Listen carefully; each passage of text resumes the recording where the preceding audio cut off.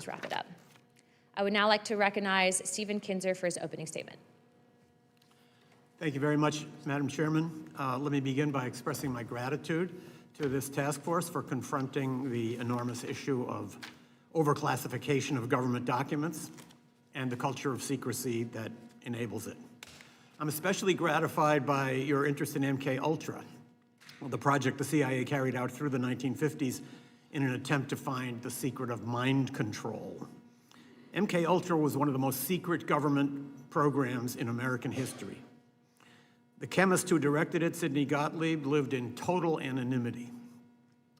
My book, Poisoner in Chief, may be the most complete account of MKUltra that exists in public, but I'm painfully aware that I have discovered only a small portion of what MKUltra was and what Sidney Gottlieb did. In 1951, the CIA hired Gottlieb and directed him to launch what became MKUltra. Gottlieb believed that in order to find a way to implant a new mind into someone's brain, you first had to find a way to destroy the mind that was in there already. In its search for ways to destroy a human mind and body, MKUltra conducted the most extreme experiments on human beings that have ever been carried out by a US government agency. By any standard, they qualify as medical torture. These experiments took place in prisons, clinics, and safe houses in the United States, in Europe, in Asia, and even in Latin America. Officers of MKUltra were authorized to travel to foreign countries, preferably those under formal or informal US occupation, and ask the local CIA station to provide them with expendables, human beings who would not be missed if they disappeared. Gottlieb had what amounted to a license to kill issued by the US government. Neither the number of MKUltra victims nor the number of those who were experimented to death is known. Gottlieb, as a result of this license to kill, might have been the most powerful unknown American of the 20th century. Some information about MKUltra spilled out during the 1970s, but senior CIA officers had intentionally let Gottlieb operate without supervision, so they were able to claim that they knew nothing about his excesses. This was a way for the CIA to deny its institutional role in MKUltra and to portray it misleadingly as the product of one man's sadism or excessive zeal. Investigating MKUltra is challenging because when Gottlieb and his mentor Richard Helms left the CIA in 1973, they illegally ordered that its records be destroyed.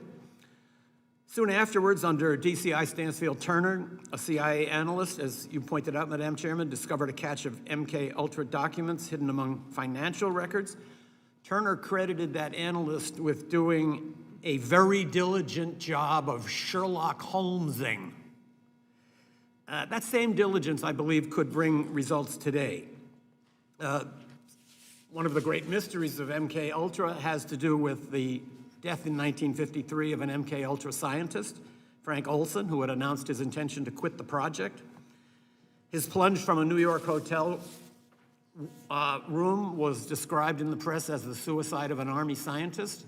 He was not an Army scientist. He worked for the CIA, and evidence suggests that his death may not have been a suicide. So there could be hidden documents that could illuminate this case. I would also point out that in addition to searching for unknown documents, this committee could do a tremendous service by simply asking for the end of redactions on the documents that we now have.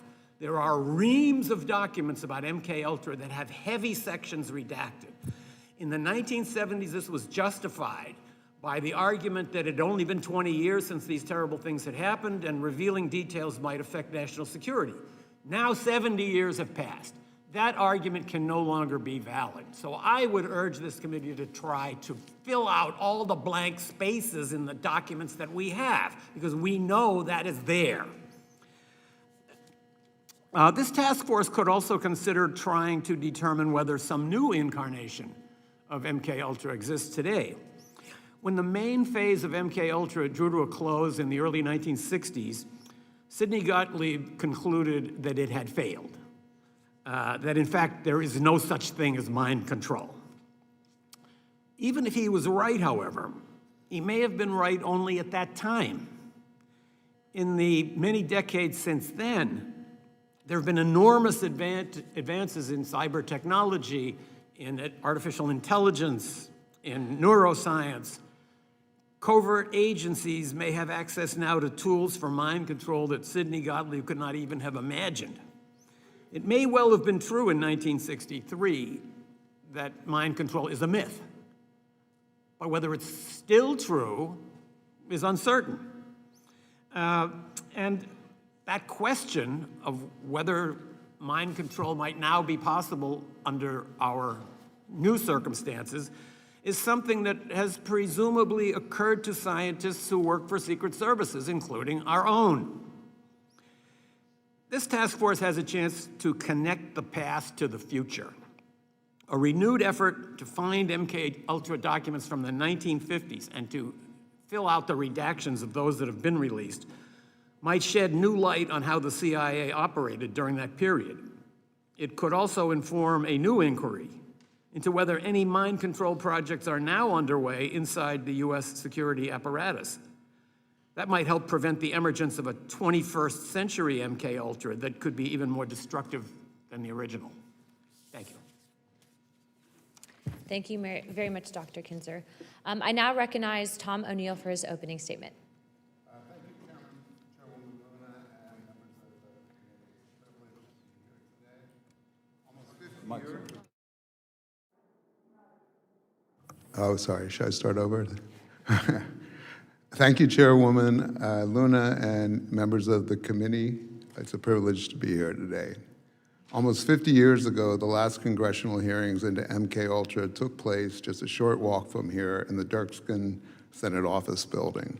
At those hearings, convened in August and September of 1977, representatives of the CIA told Congress and the American people that its 25-year effort to control human behavior had been a colossal failure. Because I believe Congress was never told the truth about what this program actually achieved. In fact, I believe the agency misled Congress in 1977 when it characterized MKUltra as a failure. My name is Tom O'Neill, and in 1999, I accepted a magazine assignment to write a story about murders committed by a group of hippies called the Manson family. For those unfamiliar with this horrific episode of American history, in the summer of